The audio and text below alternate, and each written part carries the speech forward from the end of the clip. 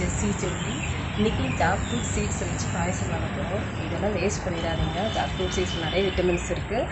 அதோட ரொம்ப டேஸ்ட்டான பாயசம் கண்டிப்பாக ட்ரை பண்ணுங்கள். ஒருவேளை நீங்கள் இதே மாதிரி தேங்காய் பால்லாம் ஊற்றி செய்ய கஷ்டமாக இருந்ததுன்னா மாட்டுப்பால் ஊற்றி கொஞ்சம் மில்க் மேடலை ஊற்றி செய்யுங்க.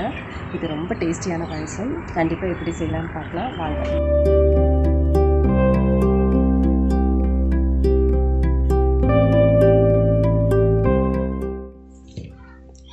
இப்போ இது இப்படி தோல் எடுக்கணும். இந்த கத்தியில் நம்ம யூஸ் பண்ணிக்கலாம். இப்படி எடுக்கணும். இப்படி எடுத்து நான் இப்படி வச்சுருக்கேன். இதில் 50 இருக்குது. இதுதான் நம்ம இப்போ கழுகி வேக வைக்க போகிறோம். இப்போ இதில் 50 பலாக்கொட்டை இருக்குது. இதில் 1 கிளாஸ் தண்ணி ஊற்றி நான் வேக வைக்க போகிறேன். ஒரு 4 விசில் வேக வச்சுக்கலாம். அதுக்கப்புறம் நம்ம எப்படி இருந்தாலும் அரைக்க தான் போகிறோம். கொஞ்சம் வேகலைனாலும் அது நம்ம மிக்ஸி ஜாரில் போட்டு அரைக்கும்போது சரியாயிடும்.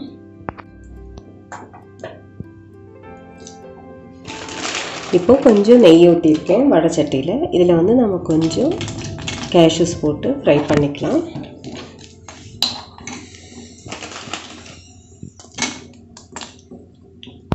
இப்போ கொஞ்சம் திராட்சை நம்ம போட்டுக்கலாம்.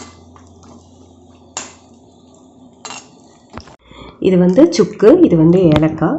சுக்கு இஞ்சி நல்லா காஞ்சது தான் சுக்கு. இது கொஞ்சம் லைட்டாக உடச்சிட்டு நம்ம மிக்சியில் போட்டு ஒரு ஸ்பூன் சுகர், ஒயிட் சுகரும் போட்டு நம்ம அரைச்சிக்கலாம். அப்போ தான் நல்லா நைஸாக பொடியாக்க முடியும்.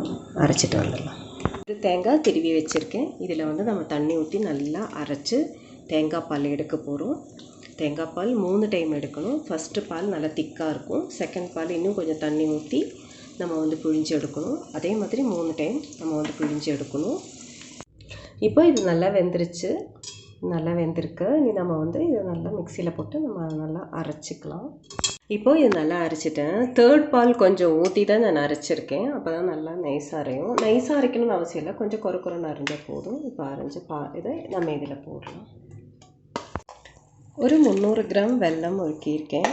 இப்போது வெல்லம் ஊற்றிட்டேன். நல்லா கிளறிட்டே இருக்கணும். கொஞ்சம் ஒரு பிஞ்ச் சால்ட்டு, அப்போ தான் அது ஒரு பேலன்ஸ் ஆகும் ஸ்வீட்டுன்றதுனால. அதுக்கப்புறம் செகண்ட் பால் ஊற்றுறேன். நீ ஃபஸ்ட்டு பால் நம்ம லாஸ்ட்டு திக்கு பால் ஊற்றணும். அதே சேம் டைம் ஏலக்காவும் சுக்கும் நல்லா பொடிச்சு வச்சுருக்கேன். அது நான் இந்த இதில் 1 ஸ்பூன் சுகர் போட்டு பொடிச்சு வச்சுருக்கேன். அது இதில் போடுறேன்.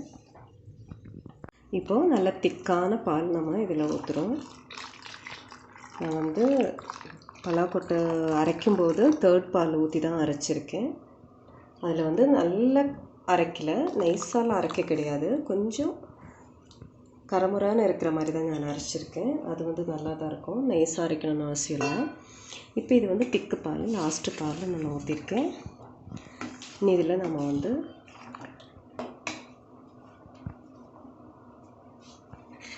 வறுத்து வச்சுருக்கிற காஷ்மீர் கிரைப்ஸை அந்த நெய்யோடு சேர்த்து நம்ம இதில் ஊற்றிடலாம்.